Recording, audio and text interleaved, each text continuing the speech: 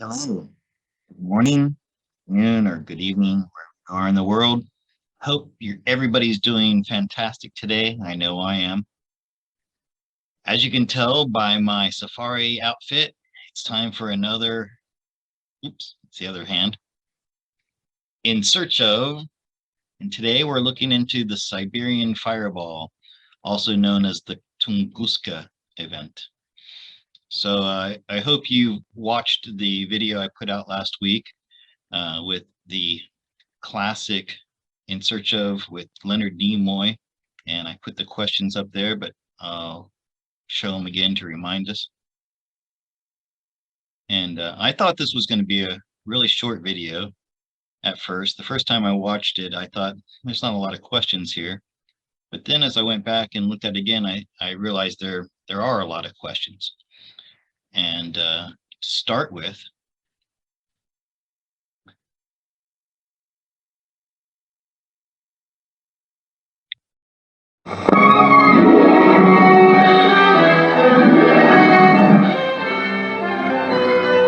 another thing that people have taken as a given that seems to be, that could possibly be a complete fabrication. It might be another offshoot of this Mason's plan to just siphon off a bunch of money from the space program, but also siphon a bunch of money from the nuclear weapons program, because it seems like, and this was only brought to my attention through you and your post about it and the footage that you've shown, it seems like at least the test footage that we've seen of a lot of nuclear weapons from back in the day when they're telling our parents to duck and cover under their school desk to protect them from a nuclear blast, and you got the air raid sirens going off. Obviously, our entire culture was completely paralyzed by the idea of nuclear weapons.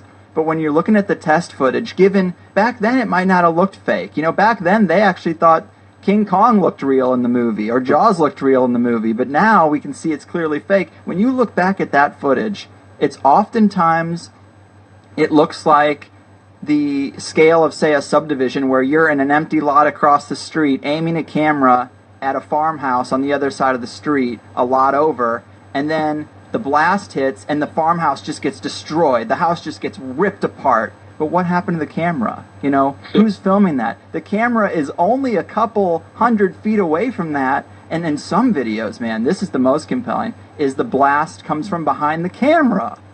What the hell is that? The blast comes from behind the camera, and the house gets blown away out into the background of the shot, and you're like, what kind of camera in that day and age could survive that blast, but an entire building can't? I mean, it seems way out there.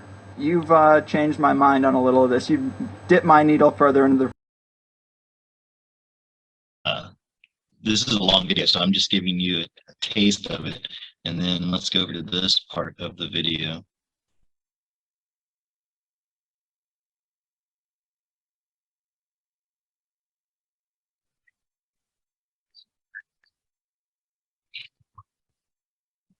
And you have to remember, okay, that this was the end of World War II, so the end of the Nazi threat. They were taken care of, so they needed another boogeyman. That's when they came up with the Cold War and the fake nuke end of the world disaster. Just another way to get us scared into giving them more money. So we're giving them hundreds of billions of dollars in this space race that America and Russia were doing, and they also did the Cold War. So they scared us into this nuclear scare and then stole a bunch more money to build fake nuclear weapons. And so yeah, the nuclear weapons don't exist as such. The tests that you've seen, the very early ones like you were talking about, are clearly fake, just done on models. Some of the later tests were done using stacked dynamite. You just get a shitload of dynamite and blow it all up, and it makes the mushroom cloud, does the whole thing. And what they do is they tell one team that, you know, they'd have a bunch of people 20 miles away, say army guys watching, doing the test. And then you've got over on one island these people stacking dynamite, saying that we're doing this for comparative purposes, and the real nuke's going to be over on that island. Meanwhile, they got another team over on that island stacking dynamite for comparative purposes, and the real nuke's going to be on the other island. So they even have military men stacking dynamite that they know is being used for these supposed nuclear explosions, but they believe that they've seen a real nuke, even though they tell them to cover your eyes and put your head in your laps as it happens. You don't see anything until the smoke clears afterwards. But yeah, a lot of military men will swear, up and down that nukes must exist because they were there at some of those tests, and it's just dynamite. They do it beneath water by stacking dynamite in submarines, and you can do it up in the air as well. The Hiroshima and Nagasaki nukes, you can see that they're clearly two superimposed explosions, one on top of each other. There's two smoke plumes made to look like they're one. I actually used this technique several times. If you look at this nuke footage, there's if you go to my website, Nuclear Weapons Do Not Exist, you'll see these 3 documentaries that expose the thing completely. And so not only do so for instance in Hiroshima and Nagasaki, what happened is that they were firebombed. So the cities were leveled just like Tokyo was firebombed, and the damage is comparable. But they claim that it all happened from one blast. But this is clearly not true, because flowers and plants started growing within a month, and they say nuclear radiation would exist for hundreds, thousands of years and would cause birth defects and everything. But nowadays, Hiroshima's a bustling city. Everyone's living there. Everything's growing there.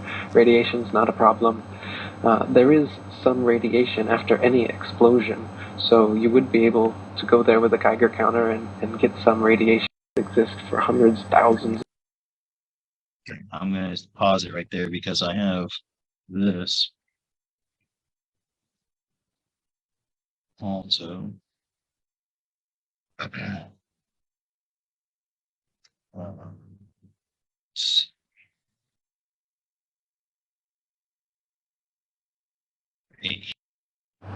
this.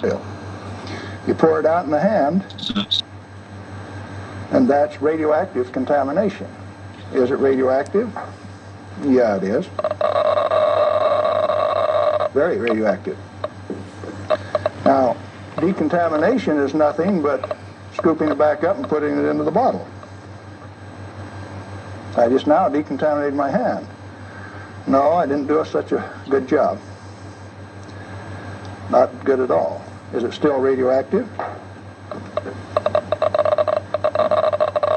Yeah, that's called residual radioactivity.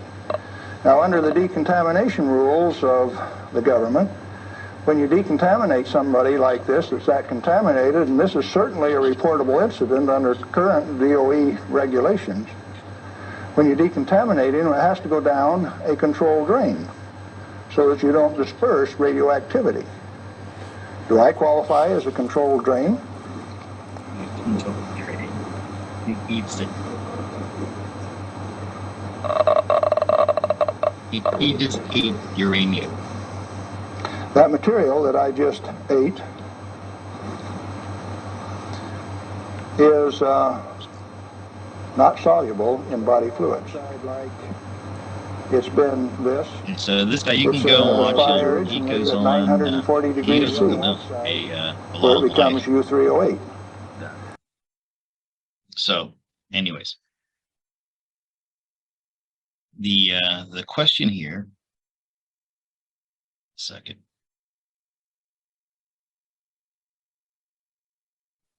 Okay, there's a lot of evidence that nuclear weapons are a hoax. What's the truth about nukes? Okay, so this will be our first question. These cards are shuffled and ready to go. So I'm going to swap you over to my overhead. And let's tackle our first question. Just what's the truth about nukes? Okay, so you can do your own research to convince yourself. I have convinced myself that their nuclear energy, nuclear weapons, nuclear energy are not what we've been told they are. If they exist in a much different way than what we're told. So really what I'm asking the cards is just what is the truth with nuclear energy, nuclear fission, nuclear explosions, and nuclear energy. I'm putting it all into one big package. Let's see what the cards want to tell us about this.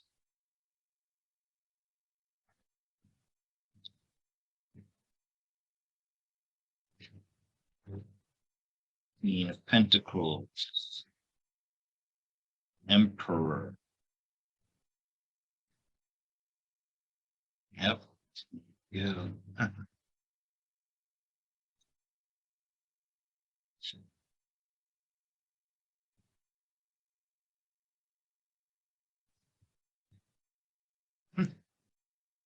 So you'll remember one of the things that Eric Dubay, that was Eric Dubay speaking in one of those videos, is that this was another way to scam us out of money. And you can see that here with this Ace of Pentacles, this clarification why they're doing it.